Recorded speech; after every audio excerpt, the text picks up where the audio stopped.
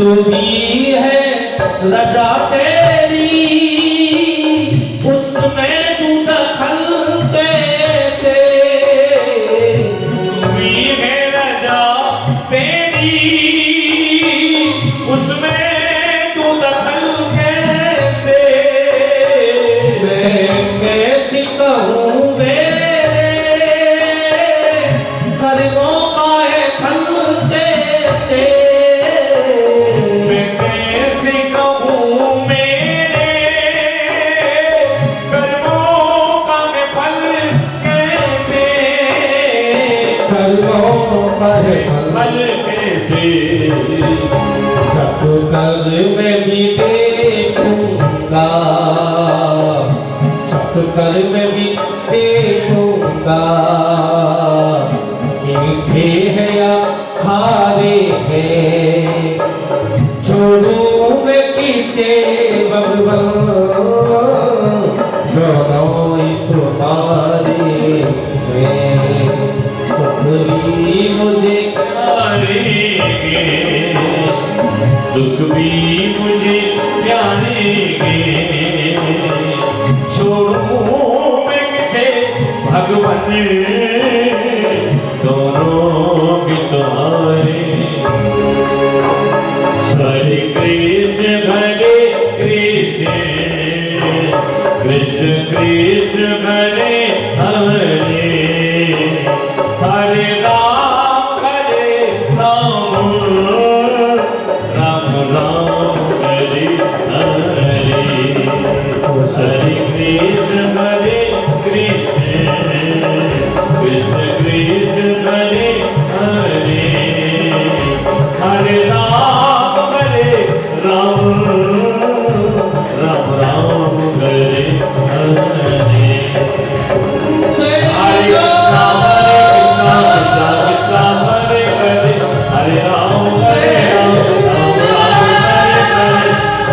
हरे कृष्ण कृष्ण कृष्ण हरे हरे, हरे राम हरे हरे, हरे कृष्ण कृष्ण कृष्ण हरे हरे, हरे राम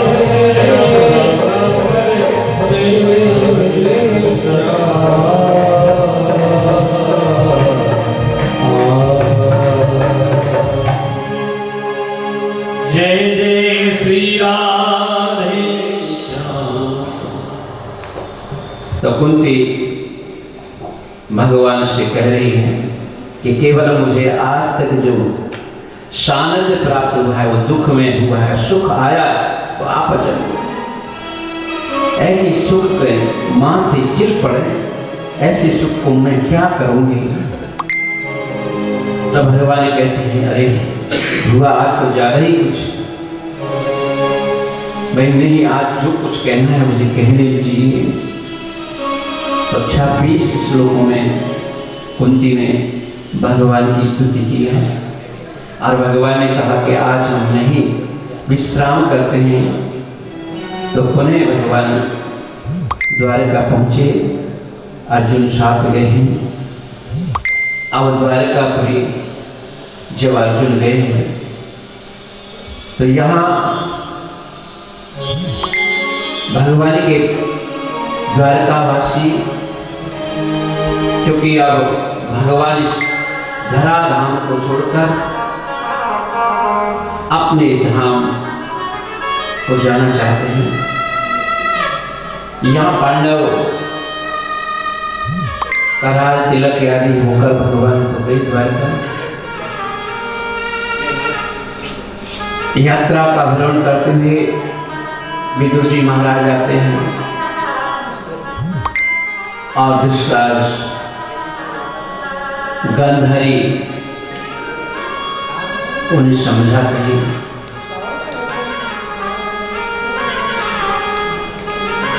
और गांधारी उनको अपने साथ ले जाते हैं भगवान। विदुर जी रात में ही भगवान पितामह भीष्म उन्हें अनेक प्रकार की ये सबको शिक्षा प्रदान की। अपना पितामह भीष्म को इच्छा मृत्यु का वरदान था और पितामह भीष्म ने मकर में सूर्य भगवान आए तो भगवान के दर्शन करते हुए अपनी इच्छा से अपने प्राणों को उत्सर्ग किया। जब अर्जुन वापस आए हैं द्वारका से, अर्जुन के साथ में भगवान जब अपने धाम को जा रहे हैं तो गोपियों को साथ कर दिया। गोपियों को रास्ते में राहत के डकैतों ने, भीलों ने लूट लिया। आज वही अर्जुन है, वही बाण है, परंतु आज कौन नहीं साथ में? भगवान नहीं। भगवान साथ न होने के कारण आज अर्जुन के एक भी नहीं चले। इस प्रकार से अर्जुन बहुत उदास होकर हस्तिनापुर लौटते हैं। तो महाराज युधिष्ठिर ने विचार किया, क्या बात है, कौन सा तुमने अपराध कर दिया, कौन सा असफल हो गया, आप मुंह लटकाए क्यों बैठे हो? अर्जुन कुछ बोलो। तो अर्जुन ने कहा कि जो हमारे साथ थे आज हमारा साथ छोड़ के चले गए, अब मेरा कुछ भी नहीं है। जब भगवान की समाचार स्वर धाम पधारने का सुनाया तो महाराज युधिष्ठिर ने भी कहा, अब मैं भी यहाँ रहना उचित नहीं है। सारे पांडव उत्तराखंड की तरफ चल दिए स्वर्गारोहण के लिए। एक एक करके पांडव समावित हो गए। सूजी महाराज कहते हैं परीक्षित जी को राजअभिषेक कर दिया। राजअभिषेक होने के बाद में परीक्षित जी भली प्रकार से राज शासन कर रहे हैं। युधा महाराज वेद व्यास जी ने जो रचना की थी श्रीमद् भागवत महापुराण की, उस रचना को आगे कौन बढ़ाए, उसके लिए अपने शिष्य तैयार किए और उसका प्रसार हो जाए। अपने शिष्यों को वन में भेज दिया तो सुखदेव जी कहीं नारी विचरण कर रहे होंगे, विवरण कर रहे होंगे। सुखदेव जी महाराज कहीं उसी वन में होंगे।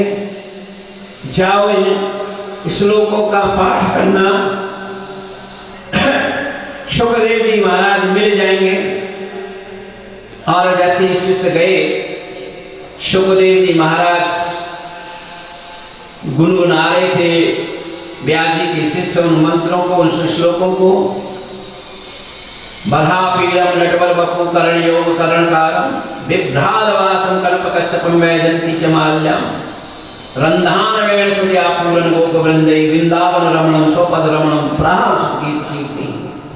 इस प्रकार से ऐसे सुंदर श्लोकों को सुनकर आनंद से खिंचे चले आए सुखदेव जी महाराज। एक बार तो विचार करते हैं सुखदेव जी कि मैं भक्ति मार्ग का वो प्रवर्तक हूं, मैं तो निर्गुण निराकार का मानने वाला हूं। सगुण साकार से मुझे कोई लेना देना नहीं। पर इतना सुंदर जिसका वर्णन किया है, इतना सुंदर वो प्राणी है, पर सुंदरता है, पर सुंदर उसके विचार भी होंगे या नहीं होंगे। जितने सुंदर व्याख्या है उतना होगा। फिर दूसरा श्लोक सुना दिया। इतना सरल में भगवान कृष्ण वास्तविक इतने सरल हैं कि जिसकी कोई व्याख्या की नहीं जा सकती सरलता की। इतने सरल स्वामी, इतने सरल भगवान कृष्ण हैं जो ब्रज के वासियों के साथ में बैठकर भोजन कर रहे हैं। सखाओं के साथ उसी उत्कृष्ट को अपना कार्य उसको दे रहे हैं। चतुरानन में उन्हीं की इस लीला में फंस जाते हैं। भगवान इतने सरल, क्योंकि इतने के माता पिता ही इतने सरल थे। तो भगवान की सरलता यहां जब सुखदेव जी को लगी, भगवान कृष्ण का हरि नाम क्या, चित्त को चुराने वाला हरि है, चित्त में चिपकने वाला हरि है। कृष्ण एक सरस्वती जो अपनी तरफ आकर्षित कर ले, अपनी तरफ खींच ले, उसका ही नाम कृष्ण है। तो आप खींचे चले आए सुखदेव जी महाराज और कहा कि और श्लोक सुनाओ। तो शिष्य जो थे उन्होंने कहा कि हमारे गुरुदेव के पास बहुत श्लोक, 18,000 श्लोक है, आप चलिए। आज भगवान के इन श्लोकों को सुनकर स्वयं सुखदेव जी महाराज आ रहे हैं किसके, अपने पिता के यहाँ, व्यास जी के यहाँ। किसके लोग में, भगवान के चित्र सुनने के लिए, भगवान की लीलाओं का रसास्वादन करने के लिए, भगवान के चरण बिंदु में भक्ति का रस प्राण लेने के लिए। अब तो भगवान वहां आए, व्यास जी ने बड़े आनंद के पुत्र शेषनाग से उन्हें भक्ति का रस कंठस्थ कराया। श्रीमद् भागवत कथा का पूरा कंठस्थ करा दिया, 18,000 श्लोक कंठस्थ करा दिए। फिर विचरण करने लगे। सूत जी महाराज कहते हैं, आज परीक्षित जी महाराज विचार कर रहे हैं कि मैं जाकर देखूं अपने राजधानी में, अपने राज्य में क्या क्या व्यवस्था चल रही है, कैसे लोग रह रहे हैं, किसी को कोई कष्ट कोई दुख तो नहीं। तो आज भगवान निकले हैं और देखते हैं एक बड़ा विचित्र चित्र दिखाई दे रहा है कि एक वृद्ध वैश्य 3 टांग टूटी हुई एक चरण पर ही खड़ा हुआ है। एक गाय है जो आंसुधारा प्रारंभ कर रखी है।